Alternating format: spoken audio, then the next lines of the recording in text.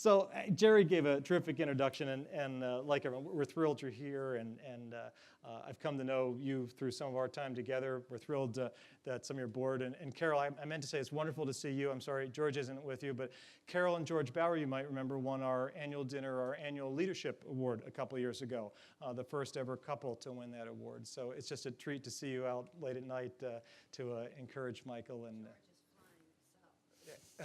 So he's flying south, whereas you just went south. Yeah, thanks for that clarification. So, and I often affectionately refer, and hope not to embarrass you, to Carol as my adopted mother. So it's just great to have you here, Mom, and if I mess up, you can tell me later, right? All right. Michael, thanks for coming, and Sandy for being here as well. And so tell us how you got into journalism. Was that something always, it's a hard field to get into, isn't it? Yeah. I went to college to play soccer. There was academics too, as I recall. But I went to play soccer at the University of Wisconsin campus in Green Bay. The best part of that whole experience was that's where I met Sandy, we came out of there together. But on a lark, I had a roommate who worked for the school paper, and told me I should come along and do that, so I did, and I just sort of fell in love with the idea of writing and of journalism. I like that work. I think journalists play, despite all the criticism people have of the media, play such an incredibly vital role to a free society. And when done well, it is one of the foundations of a free society. And I was glad to be a part of that. So as you can see, our tagline underneath Greenwich Leadership Forum is faith and ethics in the workplace. So in your workplace as a journalist, did you ever run into any ethical situations, whether as someone said, this is off the record, or you can't cite me, yet, wow, it was so important what they told you, you needed it to break open the story for the greater good. Did any quandaries you bumped into, or as you watched some of the old salts in front of you that you learned from that you can think about? No, I think you face those things all the time. The question is, what do you do with them? Right. And I certainly wasn't perfect in any of that, but I don't really look back at any major failures on my part, I don't think, in that. But you face them all the time. People sharing information, sharing, either orally, or they're sending you documents or whatnot, and where did they come from, and that sort of thing. So, you walk a fine line. There's this fine line. Journalists, the reason people get into it, they have sort of an altruistic heart, actually, believe it or not, and they want to right wrongs. That's why journalists go into journalism. They want to right wrongs, and they don't always do that, but sometimes they do. If you want an example of that, go see the movie Spotlight about the Boston Globe reporting on the Catholic scandals and how they broke that open, and that's the best of the heart of journalism, I think. And what wrong did you want to right? Did you have a motivation or a driver? I don't know that I guess maybe when I started, for some might be civil rights, or others, whatever it could be. Yeah. No, I think my particular area of interest was in international affairs. That's how I ended up in Latin America, running into projects being run to help support people. And what I wanted to bring was bring to light the realities and issues of people who live in much different circumstances than we do, and in some sense, be a champion for their cause.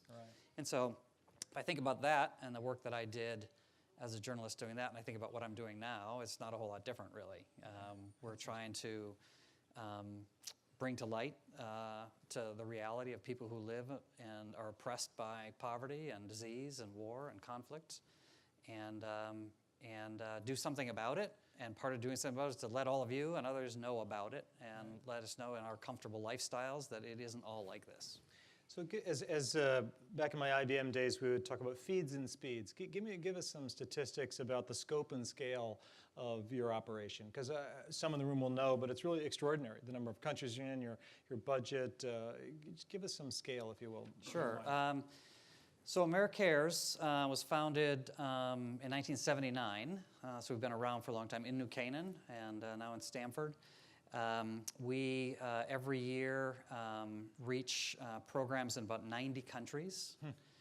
We touch maybe 20 million people in the course of a year. We have a program across the U.S. that's in all 50 states, so we literally touch every state in the union. We operate on a budget of about $40 million, but we have access to and handle and process about $600 to $700 million worth of medicines and medical supplies every year. So if you haven't been to our distribution center in Stamford, you need to come and walk through that place and see what it looks like, and see what it takes to process that level of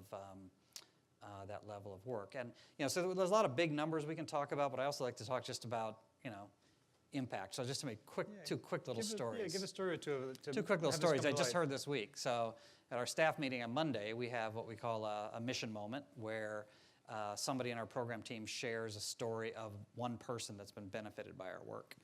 So this story was from Nicaragua. It was a 70-plus-year-old woman who, for her entire life of 70-plus years, had a cleft palate. Never fixed. Made her a bit of an outcast. She sort of hid from the community. She was never part of anything. And we supported a surgical team that went down to Nicaragua, that goes regularly to Nicaragua, and they found out about her, and they invited her to have a cleft palate surgery, which she decided to do. And at the age of 70-something, her face was restored. Wow. And we had this picture of her huge smile up on our screen, which was just fantastic. So here's one person through our work who, after 70 years of suffering, has been redeemed in some sense. Sandy and I have a favorite verse, Psalm 46:11, which is in a big frame on the wall in our apartment, and in another little frame on our bookshelf. It says, "The Lord Almighty is with us. The God of Jacob is our fortress." And that's our son's name. And so we believe that the Lord Almighty is with us, and the God of Jacob, who now knows the Father well, is our fortress. Well, thank you. And if I could be so bold, I think Jacob's friend was right, and we all can share in saying, we're proud of you. We're proud of you. Thank you. How about a word of thanks? Thank you.